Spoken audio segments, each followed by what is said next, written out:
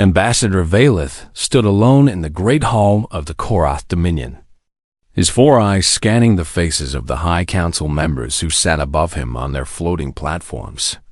And he knew before he spoke that they would not listen. He had served the Dominion for 40 years, traveling to distant worlds and studying species that most of his kind considered beneath their notice. And in all that time, he had never felt such fear as he felt now when he thought about the small blue planet called Earth, the High Arbiter, a massive creature with scales the color of dried blood, leaned forward on his throne and spoke in a voice that echoed through the chamber like thunder. Ambassador Valeth, you have requested this audience to speak against the annexation of the Sol System, and the Council has generously agreed to hear your concerns before we proceed with the vote. Valeth bowed his head in the traditional gesture of respect, though his hearts were pounding with frustration. And he began to speak. High Arbiter, honored members of the Council, I have spent 4 decades studying the species known as humans, and I come before you today to beg you to reconsider this action. Laughter rippled through the chamber, and Valeth felt his skin flush with embarrassment. But he continued, I know what you think of them, and I know why you think it. Because they appear primitive and divided and weak. But I have looked deeper than their current technology. And what I have found terrifies me. Lord Katos, the fleet commander who would lead the subjugation force, made a sound of contempt from his platform. Terrifies you, Ambassador? And what exactly about these creatures could possibly frighten a citizen of the Dominion that has conquered 12,000 worlds? Valeth turned to face him directly. Something that was considered disrespectful. But he no longer cared about protocol, their history. Lord Kathos, their history terrifies me, because it is a history written entirely in blood. He activated the holographic display in the center of the chamber, and images began to appear. Images he had collected over decades of observation. They discovered how to split the atom, and within years, they had built weapons capable of destroying entire cities. And they used these weapons on each other, not on alien invaders, but on their own kind. The images showed the ruins of ancient human cities, the mushroom clouds rising into poisoned skies, and some of the council members shifted uncomfortably in their seats. They walked on their own moon within a single generation of achieving powered flight. Not because it was easy, but because it was hard. And they wanted to prove they could do it. More images appeared showing human spacecraft. Primitive by Dominion standards, but remarkable given how recently the species had developed technology. They waged constant wars among themselves, fighting over land and resources and ideas. And yet, they never stop advancing, never stop creating, never stop preparing for the next conflict. The High Arbiter raised one massive hand to silence him. Ambassador, we have heard enough of your admiration for these primitives. And while your dedication to your research is noted, your conclusions are clearly influenced by spending too much time among lesser species. Valeth felt desperation rising in his chest. High Arbiter, please, I am not asking you to fear them as they are now. I am asking you to fear what they will become if we give them a reason to unite. He pulled up more data, statistics and projections that he had worked on for years. Right now, they are divided into hundreds of nations that compete and fight with each other. And this division is their greatest weakness. But it is also the only thing keeping them contained. Lord Kathos laughed again, louder this time. And you think our arrival will somehow change this, Ambassador? You think these primitives who cannot even stop fighting among themselves will suddenly unite against the greatest military force in the galaxy? Yes, Valeth said simply. That is exactly what I think, because I have studied their response to external threats throughout their history. And every single time an outside force has threatened them, they have put aside their differences and fought together with a ferocity that defies explanation. He showed them footage from human wars, from something called the World Wars, From conflicts that had killed millions, but had also driven innovation at an incredible pace.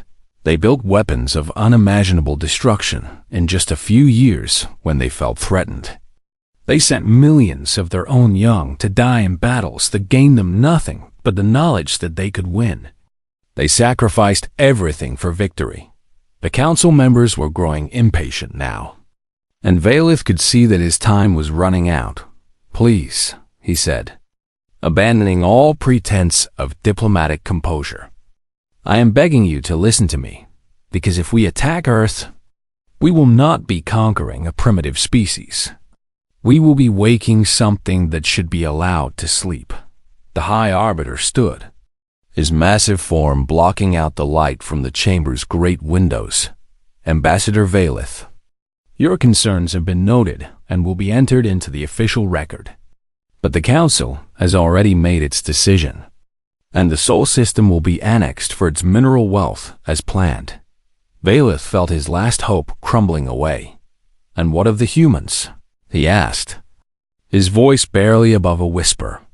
"They will be given the same choice we give all primitive species," Lord Kathos answered with a cruel smile. "Surrender and serve, or resist and be destroyed. And I suspect they will choose wisely when they see the might of our fleet." The vote was called, and one by one the council members raised their hands in favor of the annexation. And Valeth watched as his warnings were dismissed and forgotten. He walked out of the great hall with heavy steps, knowing that he had failed, knowing that the arrogance of his own people had doomed them to a conflict they could not possibly understand. As he reached the door, he turned back one last time and spoke words that no one bothered to record. "You will remember this day. All of you. You will remember that I tried to warn you. And when the humans come for us, and they will come, you will understand why I was so afraid." But the council had already moved on to other business, and Valeth's voice was lost in the noise of empire, drowned out by the arrogance of those who had never known defeat and could not imagine that it was possible. The Dominion fleet emerged from hyperspace at the edge of the Sol system. 200 warships arranged in the traditional formation of conquest, and Lord Kathos stood on the bridge of his flagship, feeling nothing but confidence. He had conquered 17 worlds personally, and watched species far more advanced than these humans surrender at the mere sight of his fleet. And he expected nothing different from the primitives of Earth. "Begin the standard broadcast," he ordered his communications officer. "All human languages, all frequencies. Make sure every single one of them hears our demands." The message was simple, as it always was. Surrender your world and your resources to the Korath Dominion, or face complete annihilation. And the humans were given 72 hours to respond. Kathos settled into his command chair and waited for the panic to begin. Waited for the desperate pleas and the offers of unconditional surrender that always came when lesser species faced the might of the Dominion. Instead, he received a single transmission from something called the United Nations Security Council. "You have entered sovereign human space. You have 72 hours to withdraw. There will be no second warning." Kathos stared at the message for a long moment, then burst into laughter that echoed across the bridge. "They threaten us," he said to his officers. "These primitives who still burn fossil fuels actually threaten the Dominion." He ordered a demonstration of power, something to show the humans exactly what they were dealing with. And within hours, his weapons had reduced Europa, one of the moons of their largest planet, to rubble. "Now," he said with satisfaction, "now they will understand on Earth." Ambassador Valeth watched through a diplomatic feed that the Dominion had allowed him to maintain, and his heart sank as he saw Europa destroyed. But then something unexpected happened, something that made him lean forward in his chair with growing dread. The humans did not panic. Instead, he watched as old enemies suddenly became allies, as nations that had pointed nuclear weapons at each other for generations began sharing intelligence and technology and military assets. The Americans and the Russians stopped their endless rivalry. The Chinese and the Indians set aside their border disputes. The Europeans and the Middle Eastern nations forgot their ancient grudges. All of it happened in hours. Not days or weeks or years, but hours. Valith accessed every human broadcast he could find, every news channel and military frequency and government communication. And what he saw made his blood run cold. They were not preparing to surrender. They were preparing to fight. And they were doing it with a speed and efficiency that should have been impossible for such a divided species. He tried to send a warning to Lord Kethos, tried to tell him that something was wrong. But his messages were ignored as the fleet commander basked in his assumed victory on the bridge of the flagship. Kethos received reports from his scouts that showed human military forces mobilizing across the planet. Let them mobilize, he said dismissively. Let them gather their primitive weapons and their chemical rockets. It will make no difference when we begin the bombardment. But the scouts also reported something strange, something that did not fit the profile of a primitive species facing annihilation. Lord Kethos, one of them said hesitantly, there is unusual activity in their asteroid belt, and on the dark side of their moon, and in the deepest parts of their oceans. Kethos waved his hand in dismissal. Mining operations and research stations, nothing that concerns us. Continue monitoring the planet's surface and report any attempt to launch weapons. Valith heard these reports through his diplomatic channels, and he began to piece together something that the fleet commander had missed. The humans had known they were coming, not the specific date or time, but they had known for decades that contact with alien life was inevitable, and they had been preparing in secret.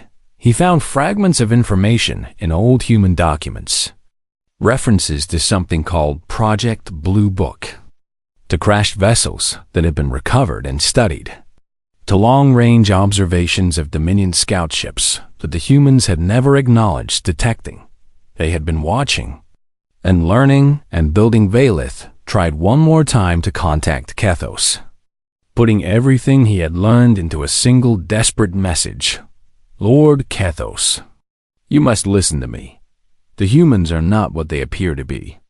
They have been preparing for this moment for generations. Please withdraw the fleet before it is too late. The response came back within minutes. Ambassador Valith, your obsession with these primitives has clearly affected your judgment. I recommend you return to the homeworld for medical evaluation in the meantime. Do not contact me again. Valith sat back in his chair and closed his 4 eyes. Feeling the weight of inevitability pressing down on him, he had done everything he could. Had spent 40 years trying to make his people understand. And now all he could do was watch as the disaster unfolded on Earth. The 72-hour deadline passed, and Lord Kethos ordered his fleet to advance toward the planet. Begin the bombardment, he commanded. Start with their military installations, and then move to their population centers. We will show them the cost of defiance. The fleet moved into position, weapons charging, shields raised, and every officer on every ship felt confident in their absolute superiority. They did not see the signals passing between hidden installations across the solar system, did not detect the power building in places they had dismissed as irrelevant, did not notice the countdown that had begun the moment they entered. Human space. Valith watched his display and saw the human response beginning. Saw weapons platforms activating in the asteroid belt. Saw launch signatures from the lunar surface. Saw something rising from the depths of Earth's oceans. He whispered a prayer to gods he had stopped believing in long ago. May the void have mercy on us all, because the humans will not. Lord Kethos was giving the order to fire when his flagship went dark. One moment he was standing on his bridge, surrounded by the glow of holographic displays and the hum of charging weapons. And the next moment there was nothing but silence and emergency lighting. What happened? He demanded. But his officers were scrambling at dead consoles. trying to restore systems that refused to respond across the fleet. The same thing was happening. Ship after ship going silent as something invaded their networks and shut down everything it touched. Kathos grabbed his communications officer by the collar. "Get me a report. Tell me what is attacking us." "I cannot, Lord Kathos. All our systems are infected with something. Some kind of virus that speaks our own language. It knows our codes. It knows our protocols. It is turning our own ships against us."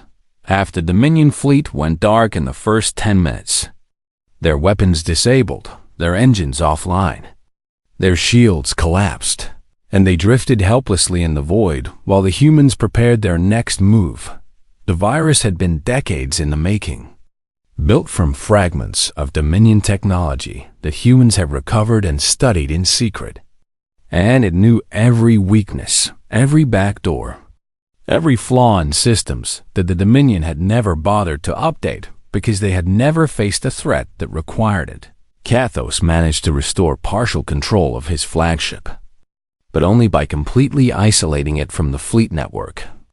And when his sensors finally came back online, he saw something that made his confidence crumble to dust. The asteroid belt was alive with weapons fire.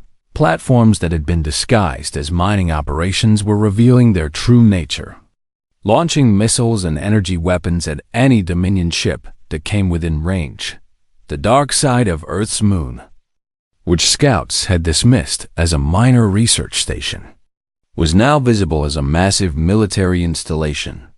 And ships were launching from its surface, ships that should not have existed. Ships that incorporated technology the humans should not have possessed, and from the depths of Earth's oceans, submarines were rising and launching payloads into orbit. Weapons that the Dominion sensors had never been designed to detect because they had never imagined a species would hide its defenses underwater. How is this possible?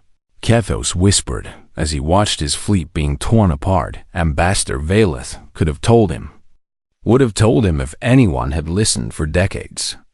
Earth's governments had maintained the greatest secret in human history.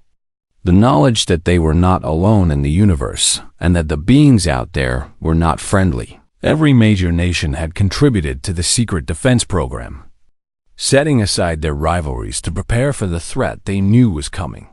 The Americans had built the lunar base, hidden in craters and caves, staffed by soldiers who had volunteered knowing they might never return home.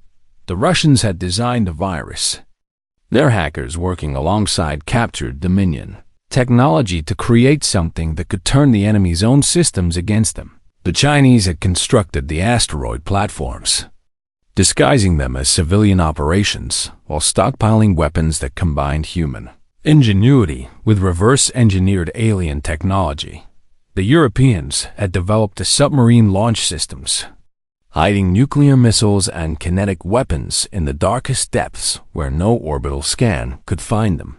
And all of them had shared everything they learned, putting aside centuries of distrust because they understood that divided they would fall, but united they might survive. Kathos rallied what remained of his fleet, perhaps 80 ships out of the original 200, and ordered a retreat to regroup. But the humans were not finished as the Dominion ships tried to escape.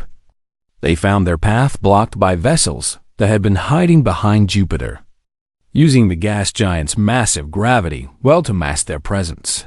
These were not the primitive rockets the Dominion had expected.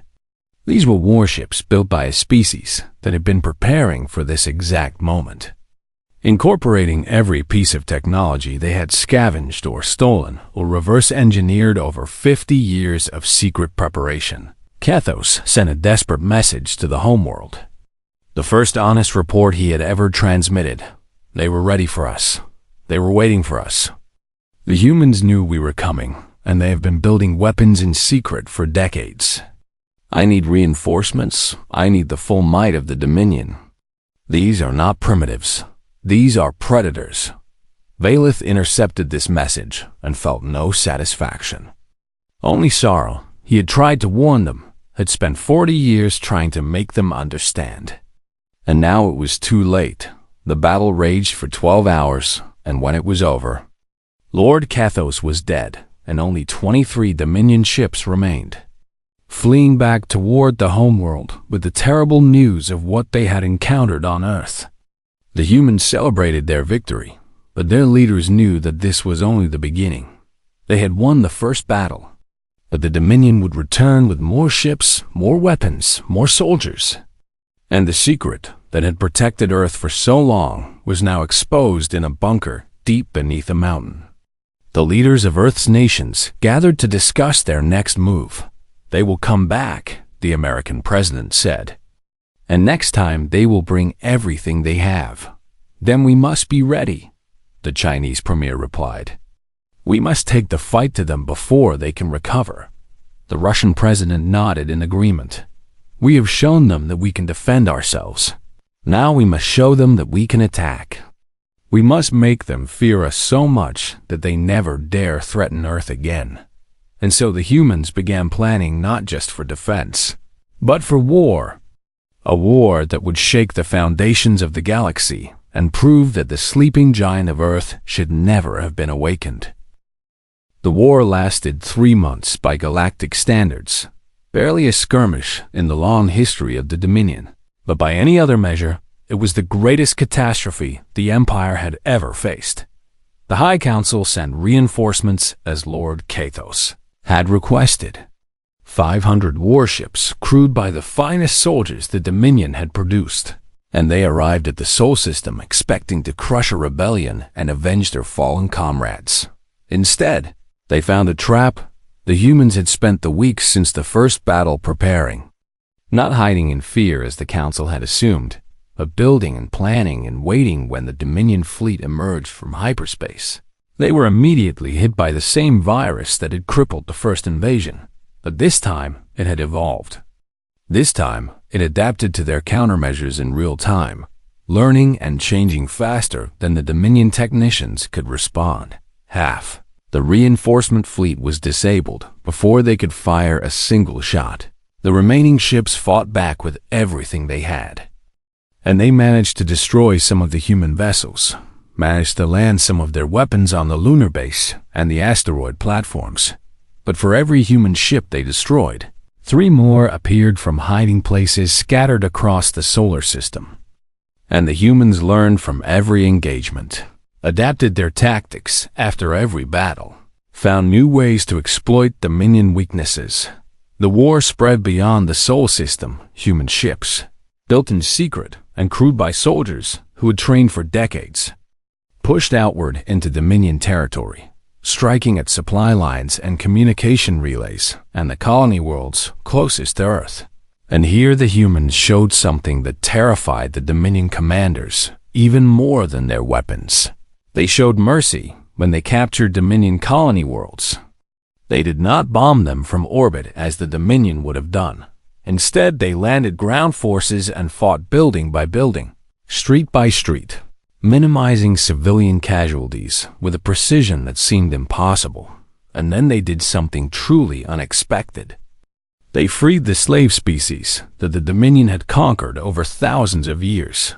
Every world the humans took became a world in rebellion, as species that had been subjugated for generations suddenly found themselves armed and supported by these strange creatures from Earth. Ambassador Valeth watched from his quarters on the homeworld, receiving reports that grew more desperate with each passing day. He saw the humans adapt to every tactic the Dominion used, watched them turn captured technology against its makers within weeks, observed their soldiers fighting environments that should have killed them and somehow surviving. He began to compile a new report, one that he hoped might finally make the Council understand what they were facing. The humans are not like any species we have encountered, he wrote. They do not fight for territory or resources or glory. They fight because they believe they have the right to exist, and they will not stop until that right is secured. He documented their impossible adaptability, their willingness to sacrifice themselves for their comrades, their ability to push through pain and exhaustion and fear. Every tactic we use against them works exactly once. He noted, they learn, they evolve. They strike back with creativity that defies prediction. and they never give up. The Dominion tried everything. They sent assassins to kill human leaders, and the humans caught them and turned them into sources of intelligence. They tried to starve Earth by blockading the planet. And the humans broke through with ships that had been built in the very shipyards they were supposed to be guarding. They attempted to use biological weapons. And the humans not only developed countermeasures, but created their own plagues that targeted Dominion physiology with terrifying precision, and through it all, the humans kept offering peace. Every week, a transmission came from Earth. Always the same message: withdraw to your original borders.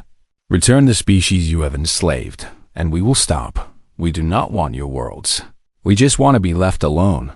The High Council refused every time. Their pride would not allow surrender to primitives, would not allow them to admit that they had been wrong. So the humans stopped offering. The final phase of the war began when human ships appeared in orbit around the Dominion homeworld itself. Not to attack, but to broadcast. Every screen on every world under Dominion control suddenly showed the same thing. Archives that the Dominion had kept secret for thousands of years. Records of genocide and slavery and atrocities that had been hidden from the subjugated species. The humans had found the truth, had dug through Dominion databases and uncovered every crime. And now they were sharing it with the galaxy. 12,000 worlds watched as their masters were exposed, saw the evidence of what had been done to their ancestors, learned the true cost of Dominion rule, and then the humans spoke directly to them. You have been lied to. You have been enslaved. You have been told that resistance is impossible, but we are proof that it is not. Rise up, fight back, and we will stand with you. The rebellions began within hours, spreading across the empire like fire, and Valith knew as he watched his world begin to burn that this was the end, not because the humans had destroyed the Dominion, but because they had shown the galaxy what the Dominion truly was, and let the Empire's own victims tear it apart from within. Ambassador Valith stood on the observation deck of a refugee vessel, one of the last ships to escape the homeworld before the final collapse, and watched through reinforced glass as everything he had ever known burned in the distance. The Korath Dominion, which had ruled 12,000 worlds for 10,000 years, was dying not from human weapons, though the humans had certainly proven capable of destruction when they chose to, but from the truth that the humans had unleashed upon the galaxy. Every slave species, every conquered world, every subjugated people had risen up when they saw the archives, when they learned what had been done to them and their ancestors, when they understood that the Dominion's power was built on lies and atrocities. The Empire was tearing itself apart, and there was nothing anyone could do to stop it.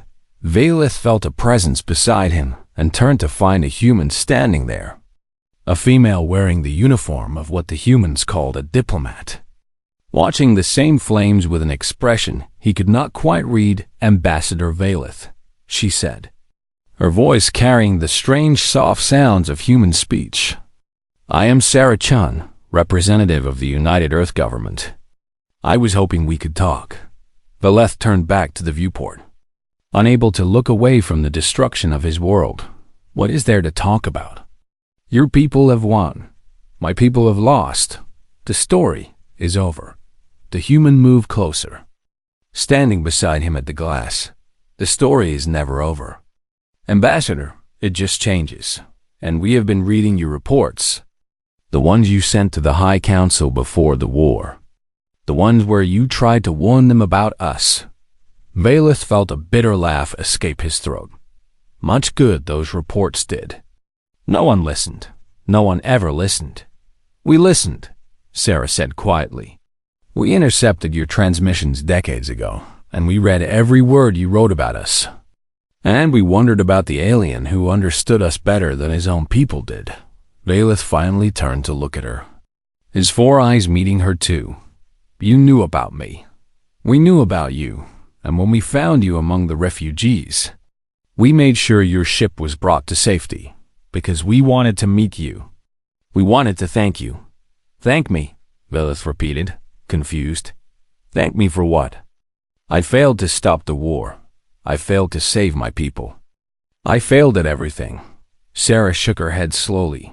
You tried to prevent unnecessary death. You tried to make your leaders see reason. You failed because they would not listen, but the failure was theirs, not yours. She reached into her uniform and pulled out a small device. A data tablet of human design. We found something else in the Dominion archives, something that was not meant to be found. Records of other species who tried to warn the Council about previous conquests. Ambassadors and advisors who saw disaster coming and were ignored. Valith took the tablet and looked at the names scrolling across the screen. Dozens of them, hundreds, all voices that had been silenced by Dominion arrogance. You are not the first to try, Sarah said, but you may be the last. And we wanted you to know that your words mattered, that someone heard them. Even if it was not the people you intended. They stood in silence for a long moment, watching the distant fires. Why did you not destroy us? Valith finally asked. You had the power. You could have burned every Dominion world to ash. Why did you choose this path instead? Sarah considered the question carefully before answering. Because we have been where your subject species are now. We have been conquered and enslaved and oppressed, not by aliens, but by our own kind. And we know what it feels like to be told that resistance is impossible. She gestured at the burning world below. We did not want to become another Dominion. We did not want to rule through fear and destruction. We wanted to show the galaxy that there is another way. And what way is that? Valith asked. Freedom, Sarah said simply. The right to choose your own path, to make your own mistakes, to be responsible for your own future. We do not want your worlds or your resources or your obedience. We just want to be left alone to grow and learn, and maybe, someday, become something better than we are now. Valith was quiet for a long time, processing her words. I studied your kind for 40 years, he finally said. Your wars, your genocides, your endless capacity for violence, and I was afraid of you. I warned my people about you because I believed you were the most dangerous species the galaxy had ever produced. Sarah nodded, accepting this without offense. You were right to be afraid. We are dangerous. We know this about ourselves better than anyone. But I also studied your art, Valith continued. Your music, the way you love your children, the way you reach out to help strangers, the way you dream of impossible things and then make them real. He turned to face her fully. I knew you were dangerous. But I also knew you were not evil, and I hoped that if my people left you alone, you might become something wonderful, Sarah smiled. A human expression that Valith had learned to recognize as genuine warmth. We still might, she said. We are not done yet. She extended her hand toward him, palm open. A human gesture of peace and friendship that Valith had read about but never experienced. The Dominion is gone. Ambassador, but you are still here, and there will be work to do. Helping the freed species build their own futures. Helping the galaxy learn to live without empire. And we could use someone who understands both our strengths and our weaknesses. Valith looked at her hand for a long moment, then reached out with his own and took it. I spent 40 years warning my people about yours, he said. Perhaps I can spend the next 40 years helping both our kinds understand each other. Sarah's smile widened. That sounds like a good start. They stood together at the viewport, Human and Korath, watching the old order burn and wondering what would rise from the ashes behind them. The refugee ship turned away from the dying world and set course for Earth, carrying the ambassador who had tried to prevent a war and the diplomat who had helped end one. The galaxy was changing, and for the first time in 10,000 years, the change was not being forced by conquest or fear. It was being offered freely, by a species that had proven they could destroy but had chosen to build instead. And in the long silence between the stars, Other species began to listen, began to wonder, began to hope that maybe, just maybe, the humans from Earth might help them become something wonderful too. The story was not over. It was only beginning.